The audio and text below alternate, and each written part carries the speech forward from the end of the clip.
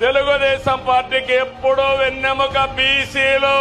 మొన్న బడ్జెట్ లో 47,456 కోట్లు పెట్టాం. నాయి బ్రాహ్మణులకి గౌరవ వేతనం 25,000 పెంచాం.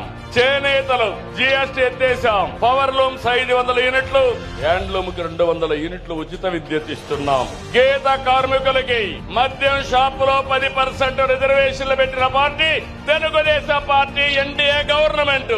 మత్స్యకారులు ఉపాధి దెబ్బతీసే 217 జీవోని రద్దు చేశాం.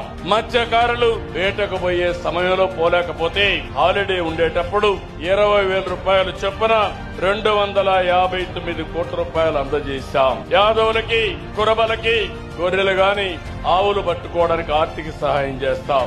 స్వర్ణకారుల కార్పొరేషన్ ఏర్పాటు చేశాం.